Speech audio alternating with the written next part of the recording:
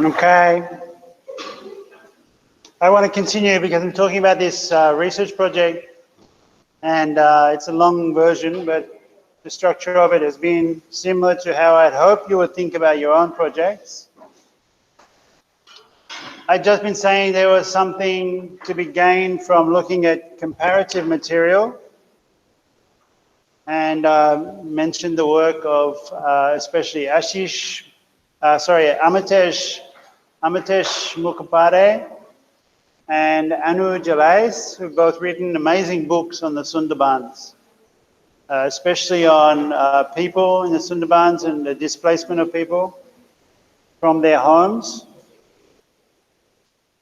And there's still a lot of other stuff, but they have bibliographies in their books that really covered key issues through the history.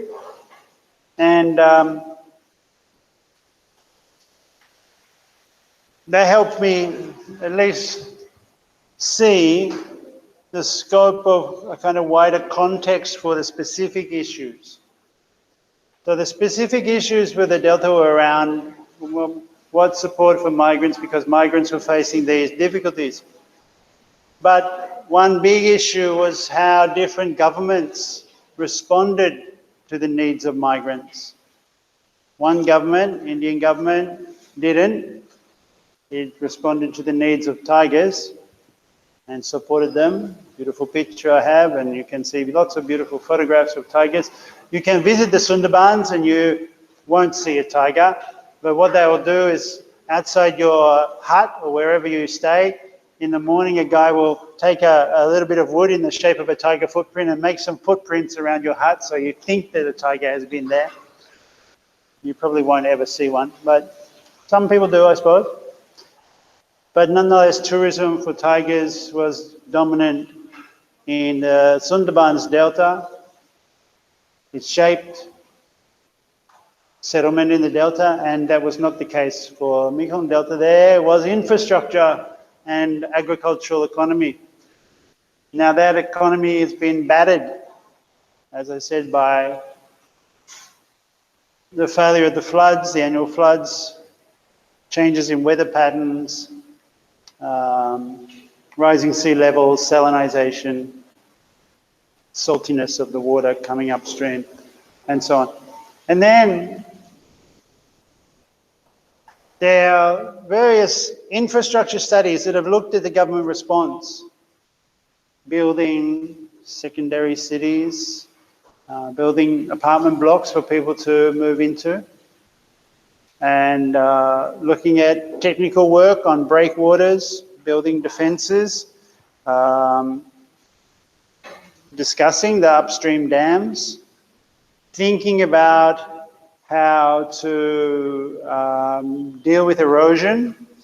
So the mangrove swamp, the mangrove forest was a great natural defense against how waves would erode the land, but a lot of forest has been removed. I mean, it didn't help that the country was bombed and bombed and bombed for years of war by the Americans, but and clearing the land of forests for agriculture was also had its consequences. But then trying to regrow mangrove forests as a way of protection, and building these breakwaters, which unfortunately are under threat. About 100-kilometre stretch of the breakwater by Kalmau is in danger of collapsing. Now it's interesting, that was an infrastructure development, that was a big project. In the Delta situation in the Sundarbans, local communities have been building breakwaters, so they're smaller and they're weaker. They're not concrete reinforced or metal reinforced and so on. And they've had to redo them. Like every year they have 20 more metres inland or closer to the village. Or they're in some cases, in Amitesh's book, he talks about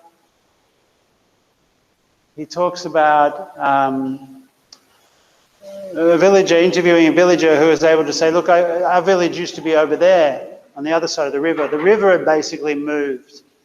So erosion and changes to river structure in the Sundarbans was a big issue. In the Delta also, but there have also been more government programs and both scientific attempts to deal with salinization and irrigation and flood defenses or flood defense against the ocean waves, but also discussion of the ways in which people have turned to other possible livelihoods, like the development of ecotourism.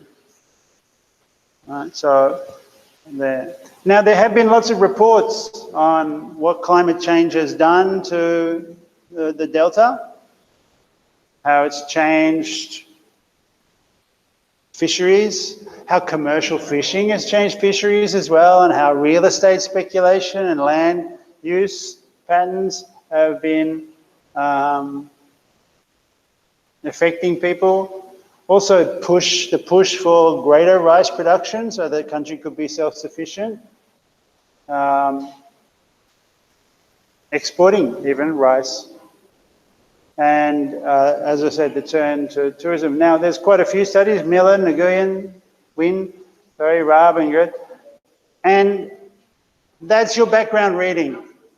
So as I said, if you're planning an essay, this is another step. You do your background reading, but then you have to think about how you're going to go about doing your search. Right. How are you going to do your search? What is your methodology going to be? Of course, I've already asked you to do this in the assignment, to choose to have one of the anthropologists, whichever anthropologist you choose, sort of be your research assistant, to come with you and do research with you on your topic in a way. Think about it like that. Use the methodology of whichever anthropologist you've chosen to deal with your whatever issue it is you want to deal with. So you could think about this project like that. That's not how I do it, but I did want to think about whether or not I would have a conventional anthropological fieldwork, like to have informants. And I've got a problem, probably I've already said, with the idea of informants. Informants sounds like something from police investigation, right? You have informants. A spy has informants. You have informants that give you information under torture, right? The structure of it is not ideal. My preference, and this is a common thing in anthropology these days, is to recognize that knowledge is at all these different levels that I was talking about at the start. People have the knowledge. In anthropology, the assumption is people have the knowledge. So they should be the authors, or they should be the researchers too. The same principle of thinking that every student is a researcher, so every person has knowledge about their life, and in a way you want to be the facilitator of getting that knowledge into their hands, articulating it, and well, it should be up to them whether it goes into a library or into a government report, but for them to be the ones that have the say in how that knowledge will be, how it will enter into government planning or knowledge structures, libraries and books and so on. How to do that? I mean, this is a part of the project, and it determined the shape of the methodology that we are choosing to use, which is kind of collaborative. Although collaboration is a slightly problematic word as well. You know, there was the French who collaborated with the Germans during the war, or collaborated with the Japanese here during the war. Vichy French collaborators, slightly problematic. But there's been some recognition in anthropology of informants and community, but I think we can go still further in thinking about this. Because there are some people who say until there's a real shift in the way in which people think about knowledge production, and the shift should be away from the assumption that those who study urban life are the ones who know. They're reporting from the field or coalface somehow back to the academy. That structure has to be changed so that those who are in the know, local people, are the ones who are engaged in comparative and descriptive work. So that shapes what I choose as my methodology a bit.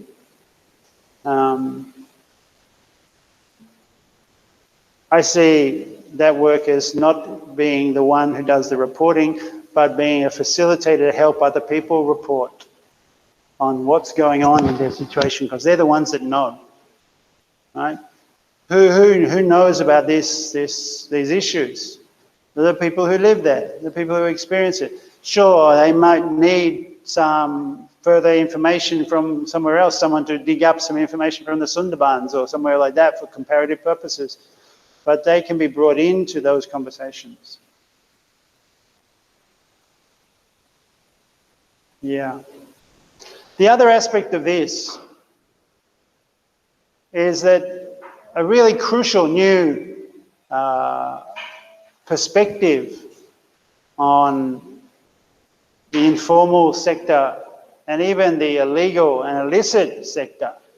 Right? So I talked about formal work and the necessity of symbiotic relationship with the informal, is that governments have started to recognise the contribution of the informal and even illegal sector to GDP production. So if you think about measuring gross domestic product, GDP, and you don't include the informal sector, you're not really understanding what is going on in a society in terms of economics. And groups like ISTAT, they're an Italian mob, and for the European Union, Abramsky and Drew, they've been making studies that say these illicit and informal communities are huge contributions to GDP and need to have not only their contribution counted and measured, they also should be the ones to articulate that. Now, of course, not everyone has the time to do research reports and so on. But this is something that can be structured into all infrastructure funding, that there be evaluation reports at all levels. There is on most projects run from up above, like in that book on making money. Are you passing that one around? Did it go around to everyone? You'll see in that book some of the upper end projects all have reporting built into the project. So environmental impact and report on how people have used what's been developed. So that can also be part of any attempt to measure the GDP contribution of illegal workers or informal sector workers. That then they be expected and there be funding for them to report back as well. They should have a say on how knowledge about them is used, after all. And I'm really keen to include that in the research project. Now, the urban delta migration project will also include parallel studies of well-to-do migrants. I don't want to be the one to do the foreigners who are doing teaching in universities, but somebody's already studying that. And there are a number of other levels of migration in this country, professional, semi-professional, skilled worker, and so on, that, and you know, think about even the designers of the Fumi Hung project. They were Taiwanese, right? What happens with those people? Mr.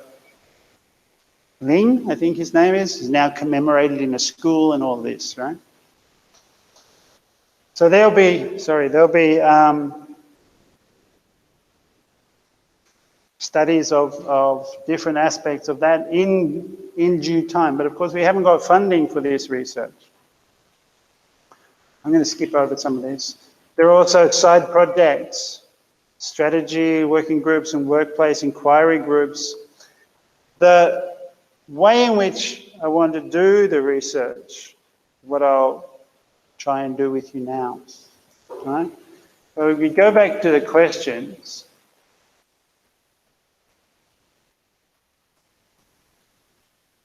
what I want to do is get you in 2 groups, which you're already in, or 3 groups or 4 groups, and to think about a couple of these questions.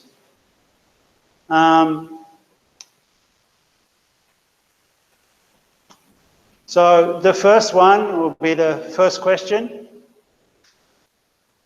I want you to discuss for a few minutes amongst yourselves and come up with a diagrammic, a way of mapping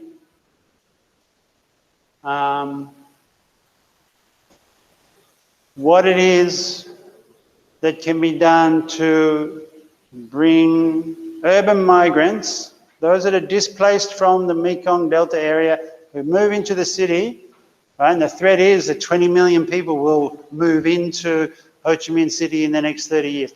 I think that's unlikely. Those numbers are inflated. But what will be needed for those people? What will facilitate social integration and social cohesion? What kind of program or what kind of thing? So discuss amongst yourselves what they are.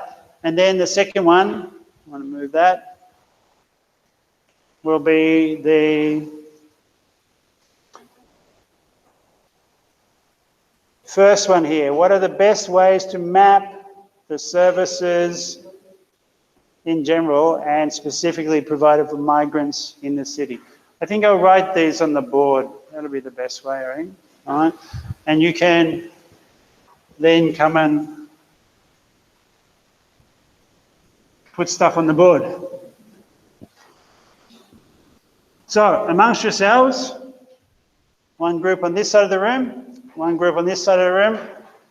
It's a competition. Come up with answers for these 2 questions, and in 5 minutes we'll put them on the board. The questions are, what do migrants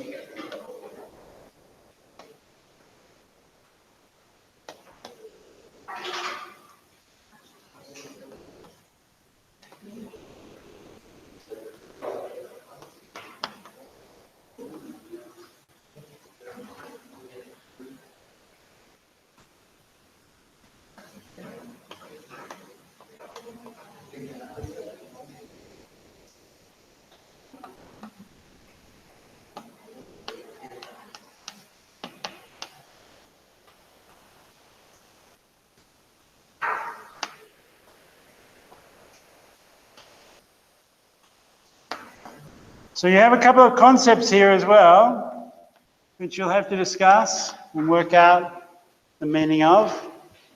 That's the first one.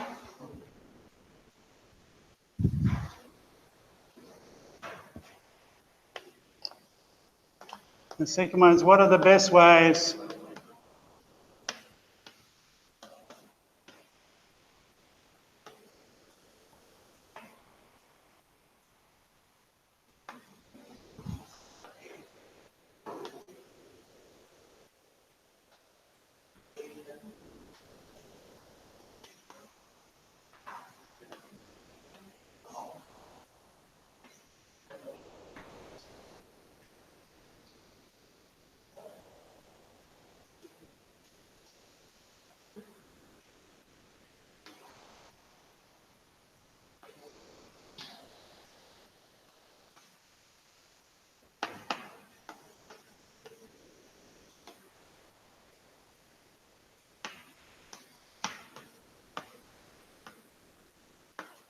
okay? And I want you to write answers on the board when you can, but discuss amongst yourselves, can be anything yet, doesn't matter. What Possible answers are there. Remember, I am looking to involve people in this research team to do this research. So there's a sort of incentive. Very keen to see. Yeah, please discuss. 5 minutes only.